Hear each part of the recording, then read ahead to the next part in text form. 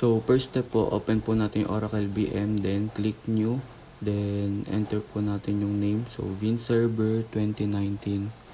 Then next, tapos dyan set lang po tayo dun. Ay, dyan po pala, other window, 64-bit. Then set tayo, basta hindi po lalagpas sa kulay pula. Then next. Then, settings. Then storage. Empty this. Then select lang po natin yung number po na to. Then okay. Then start. Wait lang natin mag-open yung Oracle VirtualBox natin.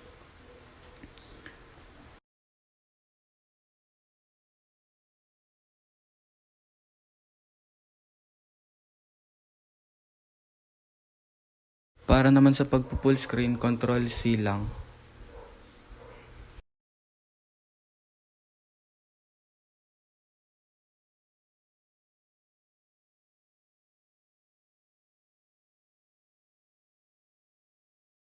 So, na-open na natin po dito sa part na to. Then, next lang. Tapos install now.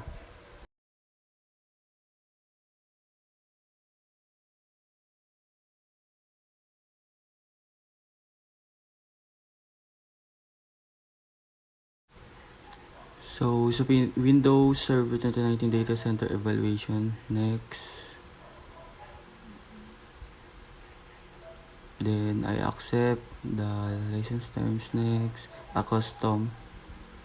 Next. Yan, installation na po siya.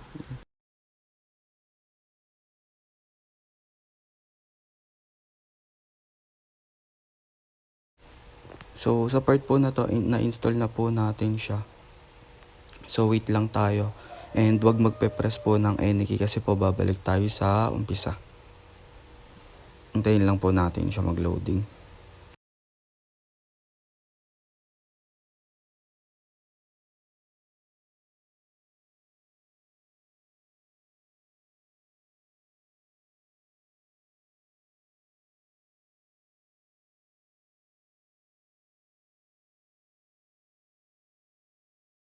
So, sa part po na to, sa admin po muna tayo. So, set tayo ng password.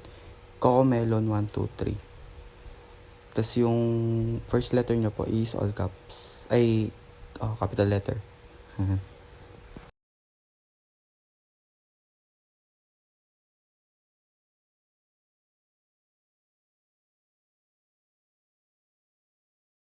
So, para ma-unlock po natin, Control-Delete lang sa right side po ng keyboard natin, yung pipindutin. Then, type lang po natin ulit yung Cocomelon123. First letter is capital. Pagka-unlock po, bubungad po sa atin yung server manager. So, wait lang po natin siya mag-loading.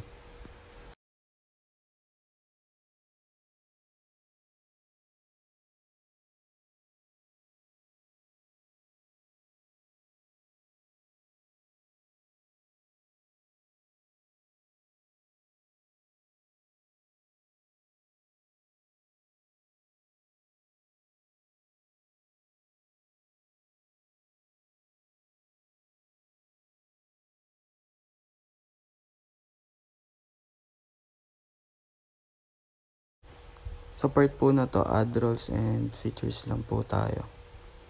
Click next lang. Next. Then, active directory domain services. Then, add features. Click next.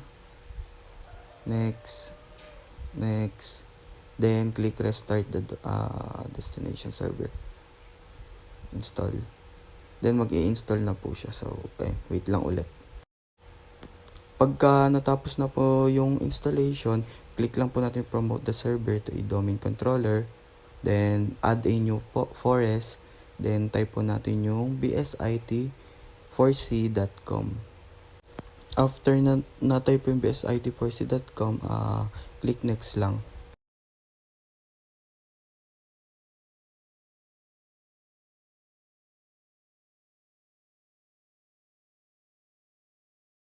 After mak-add na po ng new forest, set lang din tayo ng password which is new user 123.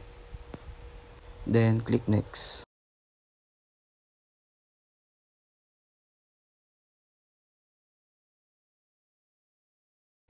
Click lang po ulit yung next, then dito po automatic na po maglalagay yung BSIT4C.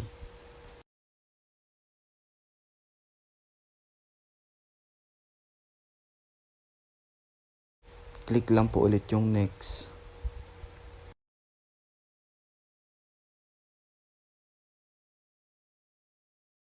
Click lang po ulit yung next.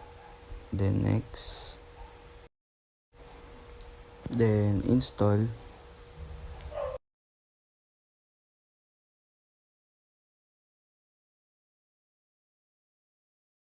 Sa part na to, automatic siyang magsa-sign out kasi magre-restart siya.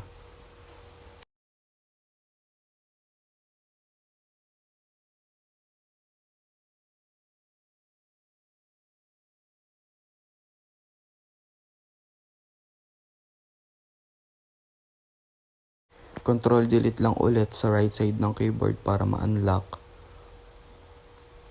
Then, Cocomelon 123.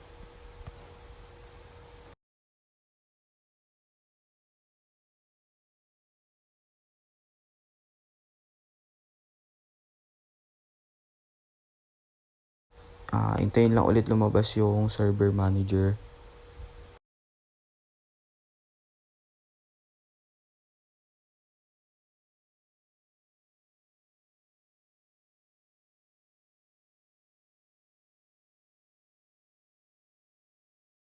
Then, click lang yung tools. Then, yung pang 5, yung users and computer. Active directory users and computers. Click lang. Then, bsit4c.com users. Then, hanapin yung icon po na yan. Then, set po tayo ng Jan. Last name is Smith. Then, sa login user login name, Jan.Smith. Then, next lang. After makapag-set ng user login, set lang din ng password. Then, click next.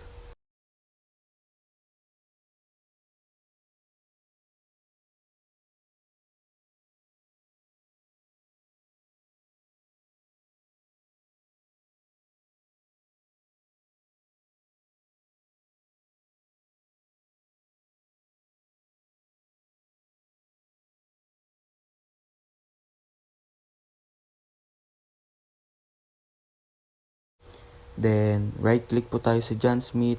Punta tayo sa Properties. Then, Member of, Add. Search admin, type admin. Then, check names and admin, okay.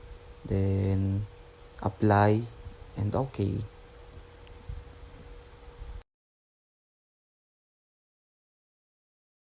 After ma-apply si John Smith as admin, so punta tayo sa sign out.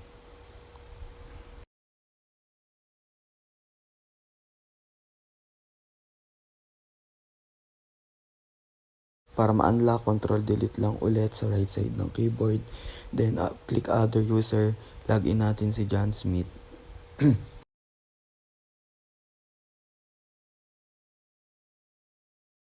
After ma-login, bago siya maka-login, set ulit tayo ng bagong password which is new user account 123.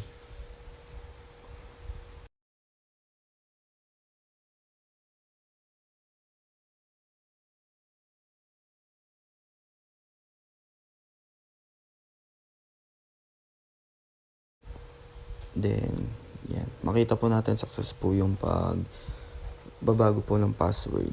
So, yun. Your password has been changed.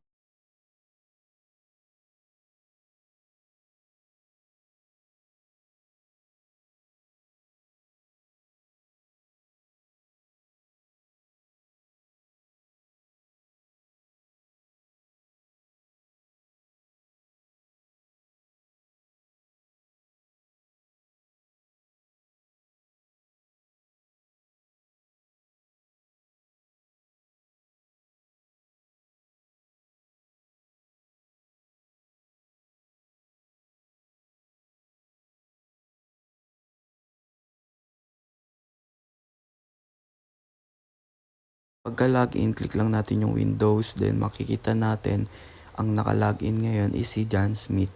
So, okay.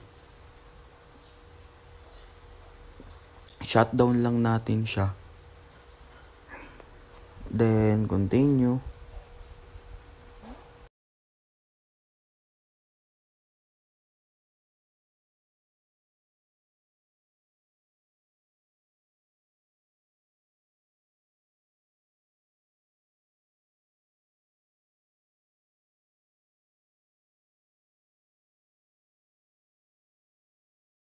After ma-shutdown, di-delete natin yung buong file. So, pindutin natin tatlong guhit, then remove and delete all files. So, yun lang po. Thank you. Thank you, sir.